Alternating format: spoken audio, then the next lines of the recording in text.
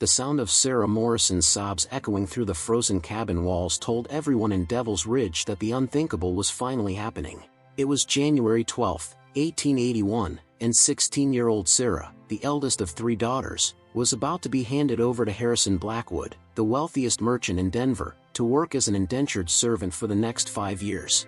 The arrangement would clear her family's crushing debts, but it would also tear apart the Morrison family forever.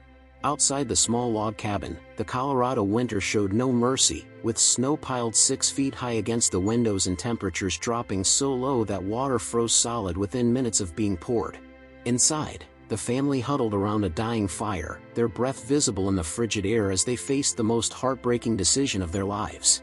James Morrison, 42 years old with premature gray streaking his dark hair, sat with his head in his calloused hands, unable to look at his eldest daughter as she packed her few belongings into a worn canvas bag. 3 months earlier, a devastating blizzard had swept through their small ranch, killing every head of cattle they owned and destroying their barn along with most of their winter supplies. The disaster had left them with debts totaling over $300 to various creditors in town, an impossible sum for a family that had been barely surviving even before the storm hit. With no livestock, no crops, and winter stretching endlessly ahead, James had been forced to consider options no father should ever contemplate. Sarah's mother, Elizabeth Morrison, lay weakened in bed, her once vibrant spirit crushed by months of inadequate food and the stress of watching her family disintegrate. At 38, she appeared far older, her blonde hair now thin and lifeless, her blue eyes dulled by constant worry about her daughter's futures. 12-year-old Emma and 8-year-old Lucy sat silently on wooden stools near their mother's bedside, their young faces reflecting confusion and terror about what would happen to their family once Sarah was gone. The cabin that had once been filled with laughter and hope now felt like a tomb, each family member trapped in their own private nightmare. The arrangement with Harrison Blackwood had been proposed by the merchant himself when James made a desperate trip to Denver seeking any kind of work or loan that might save his family. Blackwood, a man known throughout Colorado territory for his shrewd business dealings and expensive tastes, had offered to clear all of the Morrison family's debts in exchange for Sarah's labor. She would work in his household, tending to his mansion, serving his guests, and caring for his extensive wardrobe and belongings. The contract bound her for 5 years, during which time she would receive only room and board, with no wages and no freedom to leave. James knew it was essentially selling his daughter into temporary slavery, but with no other options and his family facing starvation, he had reluctantly agreed. Word of the arrangement had spread quickly through Devil's Ridge, a small mining settlement where everyone knew everyone else's business. Most townspeople understood James's impossible situation, though they whispered among themselves about the moral implications of trading a daughter to settle debts. The local pastor, Reverend Thomas Miller, had visited the Morrison cabin twice, trying to find alternative solutions, but even the church's modest funds couldn't cover debts of such magnitude. The general store owner, widow Martha Chen, had offered what help she could, but her own resources were limited by the harsh economic realities of frontier life. As Sarah folded her mother's worn quilt, the only valuable possession she would be allowed to take, the sound of approaching sleigh bells announced Harrison Blackwood's arrival. Through the frost-covered window, the family could see his expensive black sleigh pulled by 2 magnificent horses, a stark contrast to their own desperate circumstances. Blackwood himself, a heavy-set man in his 50s wearing a fine wool coat and polished leather boots, represented everything they had lost and could never afford. He climbed down from his sleigh with the confidence of someone accustomed to getting exactly what he wanted, regardless of the human cost involved. But 20 yards behind Blackwood's sleigh, another figure was approaching through the swirling snow, someone whose unexpected arrival would change everything. Ethan Crawford guided his sturdy sorrel horse through the deep snow toward the Morrison cabin, his weathered face set with determination that had been building during the 3-mile ride from his own isolated ranch. At 35 years old, Ethan carried the weight of profound loss in his steel-gray eyes, having buried his wife Margaret and infant son Thomas just 18 months earlier when a wagon accident on the treacherous mountain pass claimed both lives in a single devastating moment. Since that tragedy, he had lived in complete solitude on his successful cattle ranch, avoiding the town and its well-meaning residents who constantly reminded him of everything he had lost. But news of the Morrison family's desperate situation had reached him through his occasional supply runs, and something about Sarah's fate had stirred emotions he thought were buried forever. Ethan's ranch, located in a protected valley 15 miles from Devil's Ridge, had survived the devastating blizzard that destroyed the Morrison property because of its sheltered location and his extensive preparations for harsh weather. His herd of nearly 200 cattle had weathered the storm in sturdy barns he had built with his own hands, and his stored hay and grain supplies could last through multiple harsh winters. The success he had achieved through years of careful planning and backbreaking labor felt meaningless without a family to share it with, leaving him wealthy in material terms but spiritually bankrupt. Margaret's death had shattered his faith in the future, turning a man who once looked forward to building a dynasty into someone who simply existed from day to day. As he approached the Morrison cabin, Ethan could see Harrison Blackwood's expensive sleigh and the merchant himself standing on the porch, his imposing figure blocking the doorway like a predator claiming his prize. Blackwood's reputation throughout Colorado Territory was well known among ranchers and businessmen, a man who accumulated wealth through contracts that favored him exclusively while leaving others struggling to meet impossible terms. Ethan had encountered Blackwood's business practices years earlier when the merchant attempted to purchase his ranch at far below market value, using pressure tactics and veiled threats when Ethan refused to sell. The memory of that confrontation fueled his determination to prevent another family from falling victim to Blackwood's exploitation. Inside the cabin, Sarah Morrison stood frozen in the doorway, her canvas bag clutched tightly in her trembling hands as Blackwood examined her like livestock being evaluated for purchase. His calculating gaze took in her auburn hair, green eyes, and the graceful way she carried herself despite months of hardship and inadequate nutrition. At 16, Sarah possessed the kind of natural beauty that would make her a valuable addition to Blackwood's household, not just as a worker but as an ornament to display his wealth and power. The unspoken implications of her situation hung heavy in the air, understood by everyone present but too terrible to acknowledge openly. "She's exactly what I expected," Blackwood announced with satisfaction, pulling out a leather pouch containing the gold coins that would free the Morrison family from debt while simultaneously enslaving their eldest daughter. "Strong enough for hard work, presentable enough for entertaining guests, and young enough to be properly trained in my household's specific requirements." His words made Sarah flinch as if struck, the reality of her future becoming clearer with each casual observation. James Morrison's hands clenched into fists at his sides, his father's instincts warring with his family's desperate circumstances.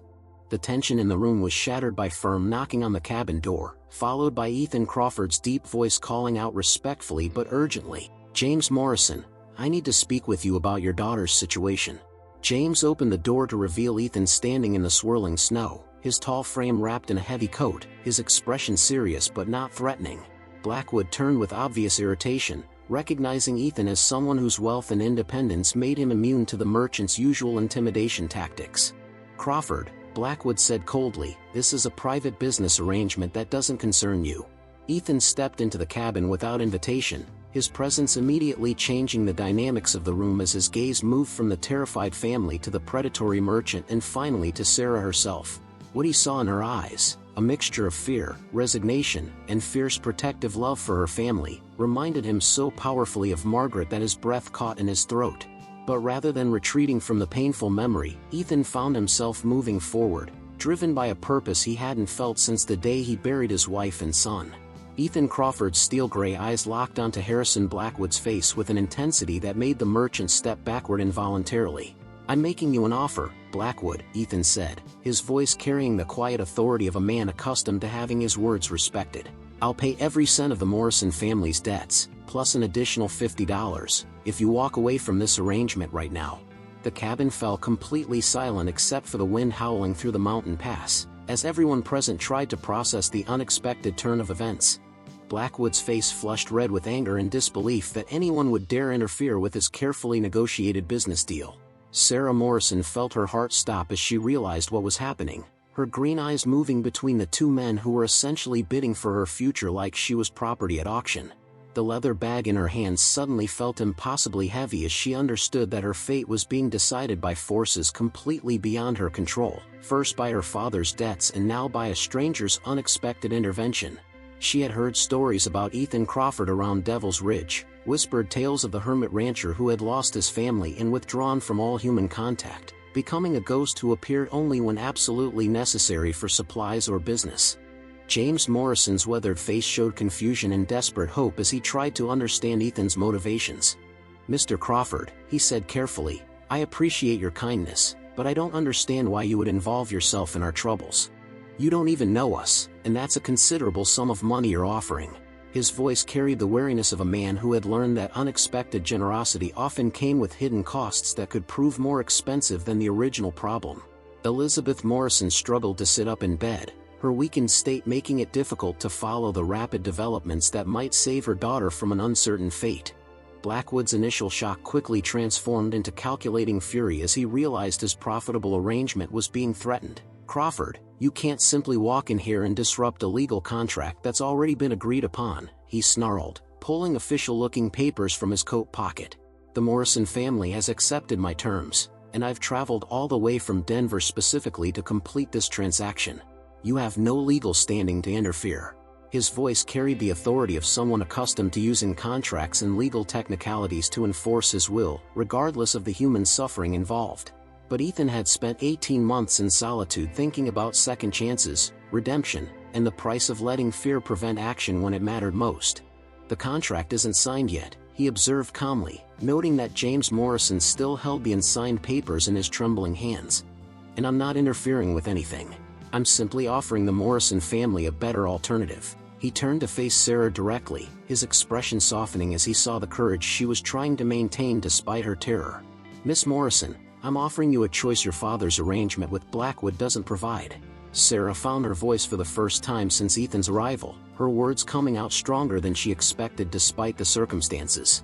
"What kind of choice, Mr. Crawford?" she asked, her intelligent eyes studying his face for any sign of deception or hidden motives.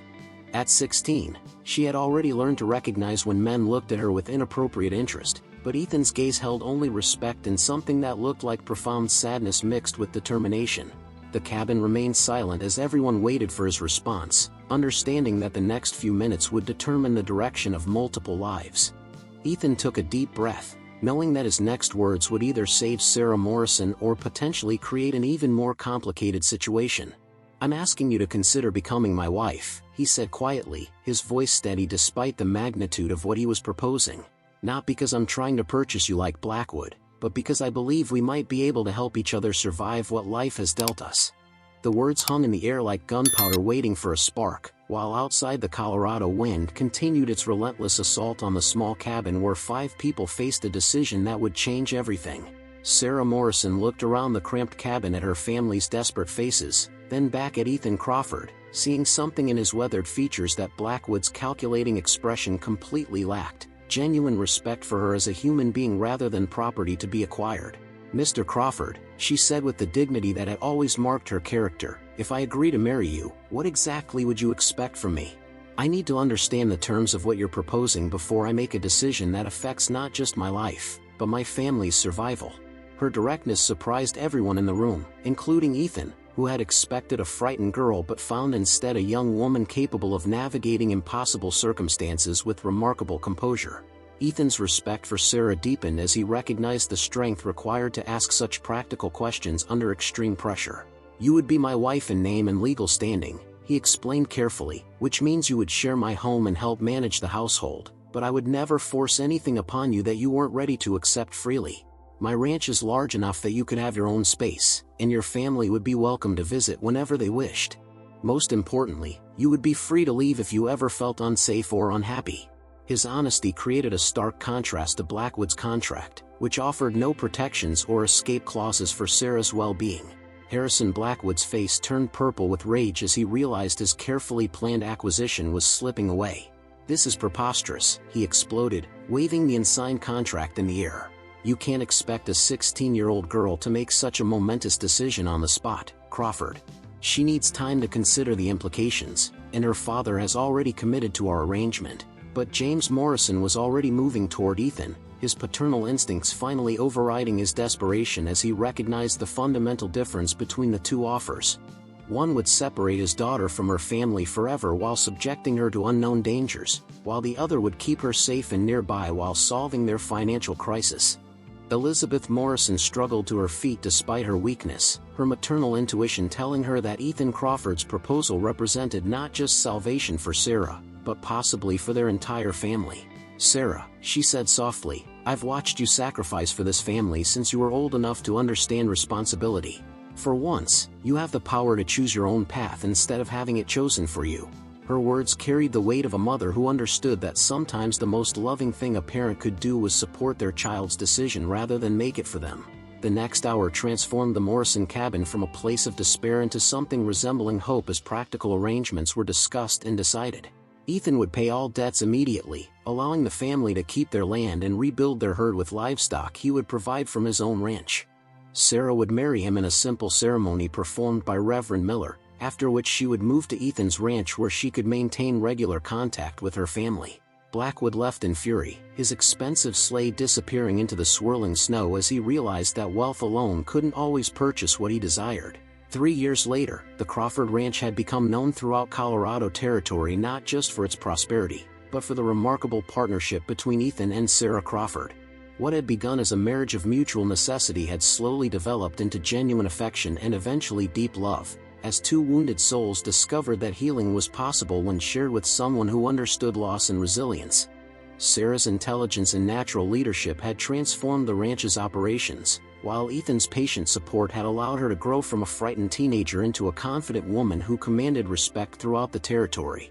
The Morrison family had not only survived but flourished, with Emma and Lucy receiving educations that would have been impossible under their previous circumstances. James had rebuilt his herd and his confidence, while Elizabeth's health had improved dramatically once the constant stress of poverty was removed.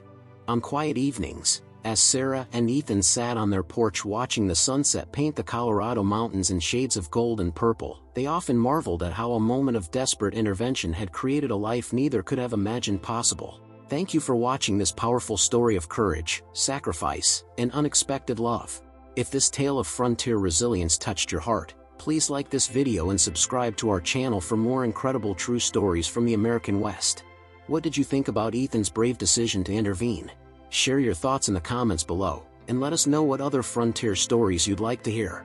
Don't forget to hit that notification bell so you never miss our weekly uploads of amazing historical tales that prove love can triumph over the darkest circumstances.